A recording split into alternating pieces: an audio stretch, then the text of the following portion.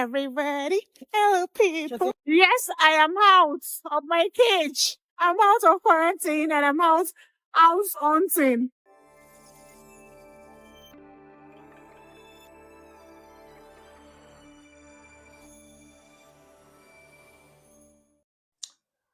Looking back today, I just want to say I thank God that it all ended up the way it did.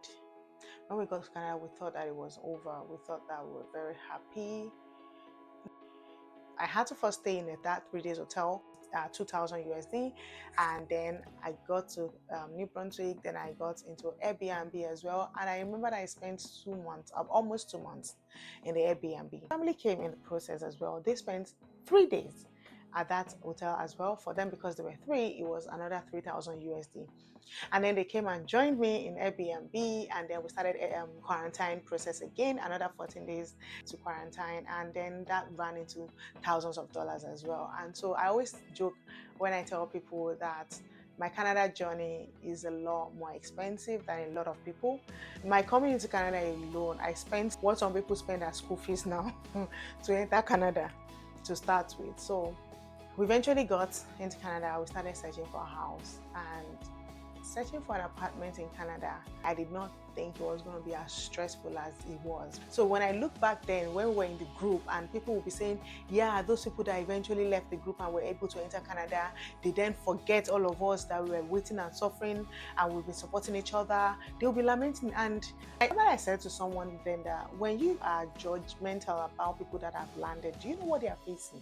It's a good thing that I had an idea what they were facing, because when I got into Canada, I realized why those people did not have time to get back to the ones that were left in Nigeria to check up on them, that how are you doing? Because even they themselves needed to be checked up on.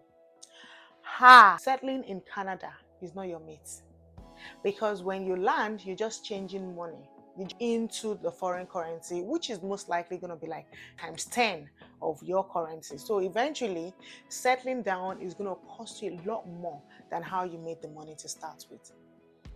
We searched for homes. Like, I remember that there were days that I would, in the cold, going to go and search for apartments. Then, God bless Tola for me. We are still out searching, house hunting. See Tola, say hi. Hi. Guys, I came to search to look at an apartment that we are considering already. But the house we're going now is occupied, so I won't be able to do a shoot now. But I promise you guys to do a video some other time. But you can see the houses in the environment. This is the environment. It's not bad, it's just there. Tola would help me. We would go out. I would be freezing. Facebook Marketplace is where we're all searching, and apps like that. I would have sent them message. Family of 4. I'll put my children's age. Tell them we just got to Canada. Tell them how we want to make payments and all of that. I'll put all the information. Nothing left behind. I send it to the landlord. We want to see the house. By the time I get there, they will now tell you, oh, you can come along. And then I'll take a cab. To and fro is probably for the something dollars. By the time I get there, they will tell me, yeah, after you check it, there are other people that are coming to check, and then we are going to decide. It happened to me several times. Even when we offered to pay 6 months rent, they still did not give us that apartment.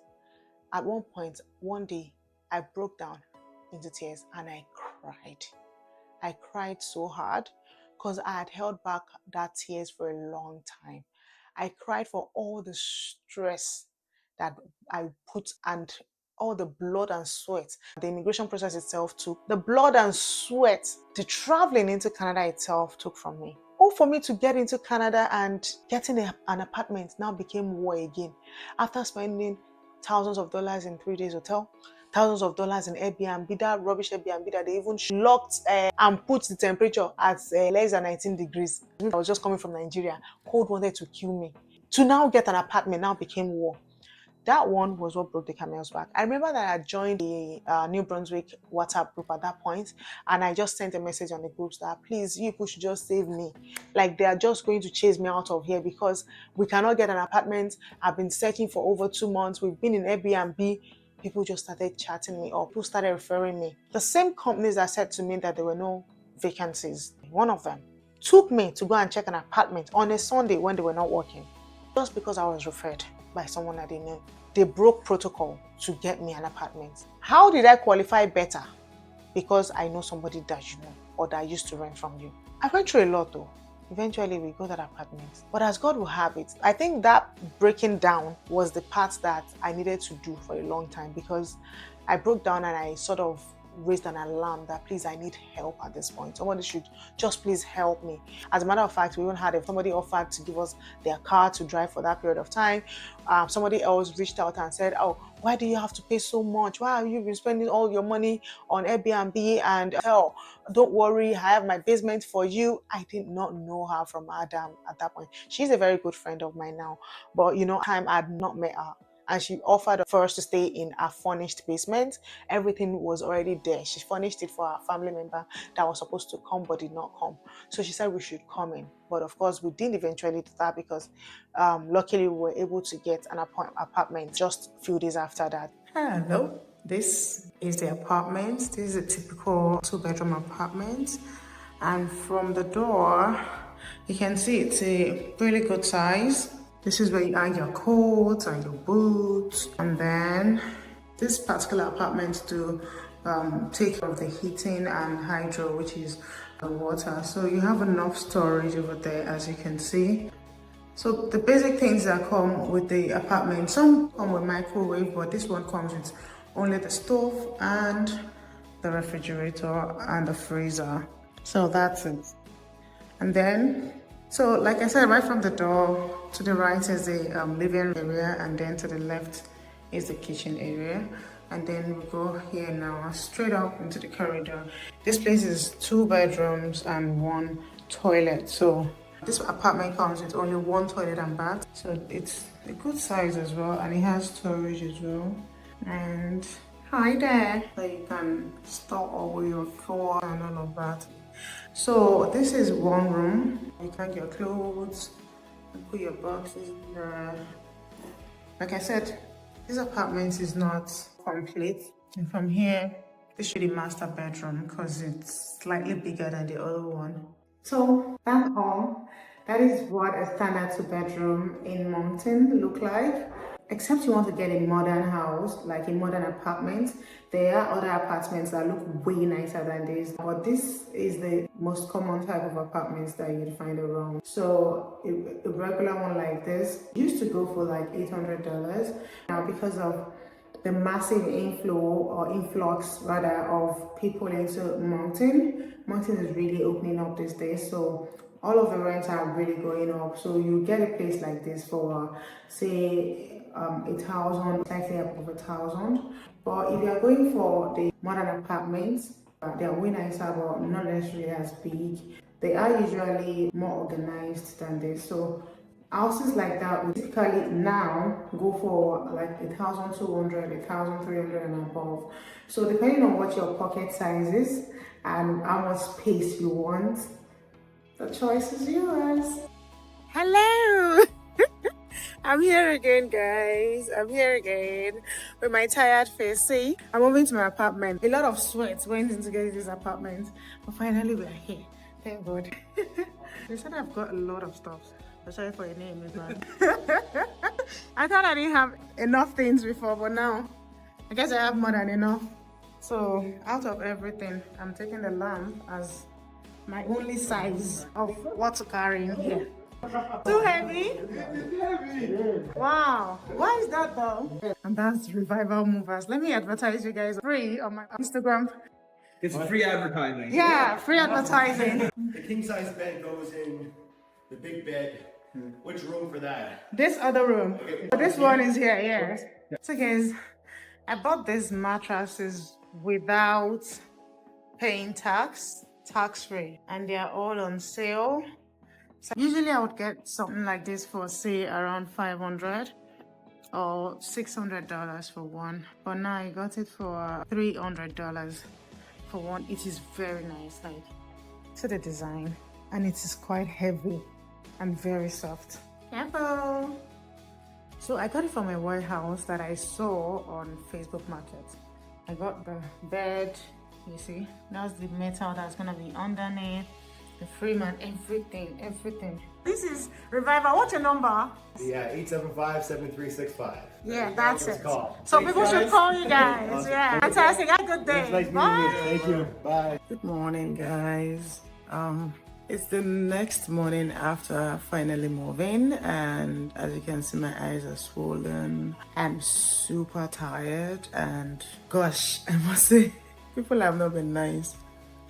All the people doing movement vlogs and relocation vlogs and everything, and never ever mentioned how stressful it can be to move houses.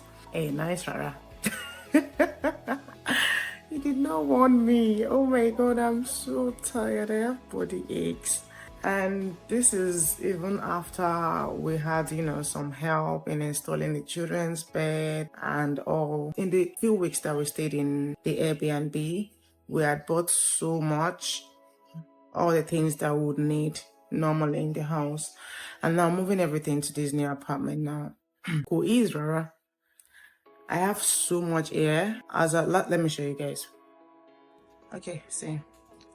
As at last night, we had installed the recording. As you can see, the chairs that I used to stand are still there. We installed the TV. See, there's still so much to do, so much. And to make it worse, the bed that we ordered was delivered yesterday. And the funny thing is, it feels like, for those who live in Nigeria or Lagos to be precise, there's this market called Isogi, or several markets. There, they do sell wooden stuff generally. When you go there and then they cut raw wood for you, well, finished clean raw wood in shapes and sizes. All you need to do is just for the carpenter to go and put them together, right? That was what they did for us. So you order bed here, be ready to buy your instruments, your drilling machine or whatever, to start to install your bed yourselves, because it's gonna come in pieces. And me seeing that pieces yesterday really shattered my heart, because even though I knew what I was looking forward to, I knew what I was expecting, it still came to me as a please now, where do I start from, because luckily we were able to get the movers to help us with some of the installation for the children's beds, but now we have to do our bed ourselves, because they had a lot of engagement by the time they delivered our beds yesterday. So now we have to get there and start reading manuals and start installing bed. Like, if you are not handy, you better go and learn how to be, because this country, everything is do it yourself. Go easy. If you don't know how to handle any instruments, please learn to now. It's important, and it's important. I'll see you guys when we are able to sort all this. Husband man woke up very early in the morning and started working, and now he's knocked out again. Me, I'm just getting up. Wish me luck with all these things I have to do. It was just this morning that I was complaining that there's too much load in the house. We'll get it on our way. Go and buy more. You just realized that we need to do more food shopping. The kids need a cupboard as well. Do I look tired? Of course I do. Woo. Let's move. Okay, so that is why we came here. Need it for the children's room. They don't have enough space to put their clothes. So I'm also eyeing something like this. So unfortunately we don't have any in stock. They don't have that one in stock. We have to get another one. That white one is how much? This one? Yes. $249.99, but I don't think we have that in stock. You don't have. Then why do you display the whole thing here if you don't have it? Because we usually have it. We're just out of stock right now. Next up, Dollarama. Are we pushing up, Holly? Go on. Yes, this is the one I want. It's $50.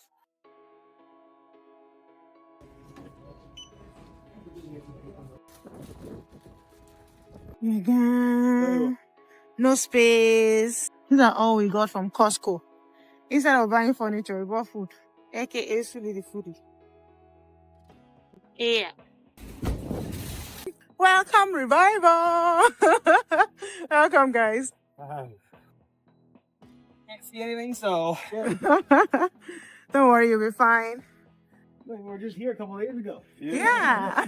The truth is, we get a lot of help because people settle in Canada, they realize that there's a lot of ways that their life became easier just by having this community of people to help them out. And we did get a lot of help, I must say. And after we settled in, I think it was really fast for me to get a job because after that house matter, it felt like doors just sort of opened. So I always feel like at a point in time, the suffering would end and then doors would just open. God would just say, okay, the time is here when you shall suffer no more. I think that was what it was for me because I didn't even search for a job before I got a very good job, which I'm still doing today. And it was just like the moment that door opened, everything just became okay. Everything just got better. And all the sufferings just sort of became irrelevant. And 4 years down the line, I'm now a Canadian and I can go anywhere that I like. I can travel around the world. All my dreams are coming to reality. And it just feels like all that pain that I went through, all the tears, even though I still have PTSD from all the suffering that I went through trying to enter Canada, it is still haunting me. But you know, it doesn't hit anymore. Like the way it felt at that time, it felt like, would it ever happen? And it just felt like it was a dream that would never eventually come true because as you're getting out of one problem, another one was being set up. You just needed to endure to that point where we wouldn't have to endure no more. And God opened doors and settled everything for us. So I want to encourage you today. I want you to know that I know that you probably came into this country looking for greener pastures. You probably came here feeling like the moment you leave your home country, everything is just going to be perfect. And when you got there, it felt like problems were just coming in from right, left, and center. It's okay.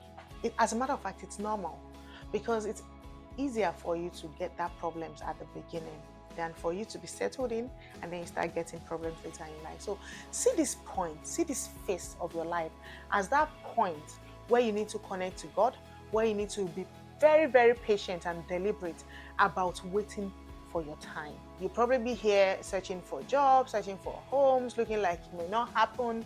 You probably don't even have a status that you can be proud of yet. Maybe you feel like, oh, I was here as a student because I felt like, oh, there's going to be opportunities for me to be PR and it's not happening or there are no doors that are opening yet. It would open. There used to be a time that there was not even social media. There was no WhatsApp for people to integrate and form hot groups and listen to each other's pains and you know, relate with things like that. Those people, those your uncles and grandparents, those generations that used to travel then abroad, that did not have access to other people in the same shoes with them. They had it tougher then. The process was not even there. The process was not easily accessible for them to get their papers. Many of them did illegal ways. They went through hell and back, but they eventually achieved it. It eventually became a reality for them. Generations unborn are enjoying it today just because they opened that door. So if you are somewhere in the world right now, feeling like you took that wrong move because you left your country, no. You didn't. You just need to wait for that time. You need to fight this battle to the end. You need to ensure that you don't give up before that point when the breakthrough will be. That process that you already started, God is going to bless it for you. And you're going to eventually achieve the mission while you traveled to start with. And when you achieve that mission, you're still going to settle in. People are buying houses in this country. You are eventually going to buy your house. People are settling down and sending their children to colleges and sending their children to universities and graduating their children and marrying their children off and settling themselves to start with, getting good life in this country. It would be our portion. I'm saying this to you because 4 years ago, I don't know what my fate was. I didn't know what would happen. I was confused. In fact, it was even worse 5 years ago. It felt like I had made a mistake. It felt like, what am I looking for? Money is not my problem. What is the problem? That thing that I'm craving for, that God has not blessed me with, that I'm looking for in the abroad. Why am I making my life difficult? But trust me, today it's clearer. Today I can see the why. Today I feel confident to come in front of the disc to encourage another human being to just wait, be patient. It might feel like you are alone. You are not. A lot of people are suffering. They don't have jobs. They don't have anything. It is just a phase. It is just this period.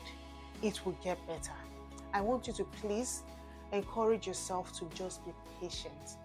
Keep doing the right thing. Keep getting information. Keep assessing all the opportunities that you can access. But don't give up. Don't beat yourself up. Don't feel like some people got it easier. Nobody did. And everybody do my breakfast home. I'm not cursing anybody. I'm just saying that because people are not coming out here to, vent and tell you the experiences that they've had or how things have been tough for them. What we experienced, we couldn't even sit down to discuss it with each other. The other time, I met a friend of mine at a party that we came into Canada at the same time, and we were talking about our citizenship, started to let us reminisce on how the process of even coming to Canada had been for us. A full-grown, able-bodied man, and we're almost both in tears. It wasn't just tears of gratitude, it was also tears of the amount of pain that we had to go through to achieve what we achieved. Now, must everybody go through pain? No. However, if it happens that it's going to be tough that way, maybe it's going to be even better eventually in terms of your life will be easier over time. Just stay positive. Don't give up. Don't feel like you're alone, because you're not. And don't think that it's going to continue to be like this all the time. It won't. It will get better. And when it gets better, you would eventually forget all that you've gone through. It is worth it. If you've ever thought or asked yourself if it's worth it, depending on what your reasons were, obviously, always go back to the drawing board and ask yourself, why did I even make this move to start with? It is worth it, and you will get there.